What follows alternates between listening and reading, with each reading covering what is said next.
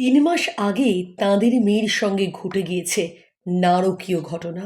মেয়েকে তাঁরা আর ফিরে পাবেন না, এটা তারা ভালো করেই জানেন।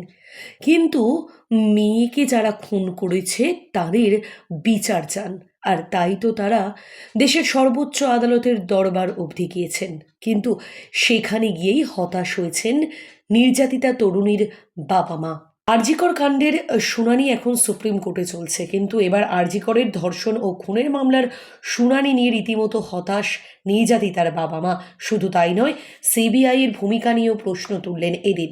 নির্যাতিতার বাবার দাবি, আদালতে দাঁড়িয়ে সিবিআই মিথ্যা কথা বলছে। তবে কি সেই মিথ্যা কথা?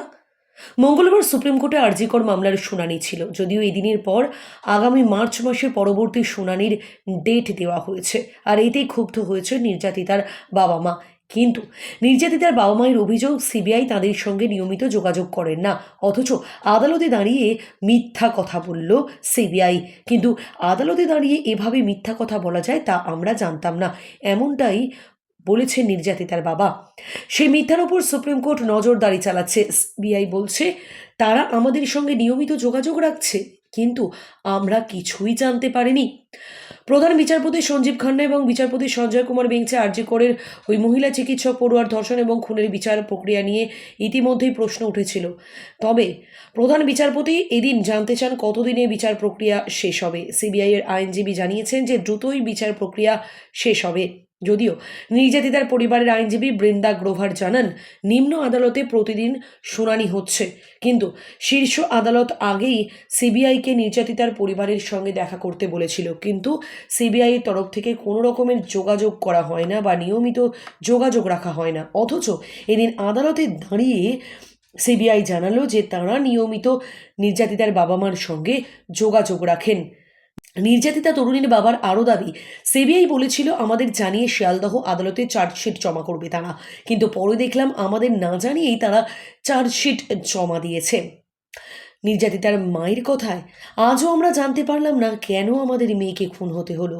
তবে সিবিআইয়ের কাজে হতাশ হলেও আস্থা হারাচ্ছেন না নির্যাতিতার বাবা মা।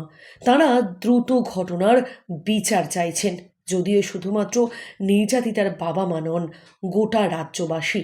কিন্তু কেন এভাবে নির্যাতিতা তরুণীর শেষকৃত্য থেকে শুরু করে এখনো অবধি প্রতিটা পরতে পরতে মিথ্যার আশ্রয়?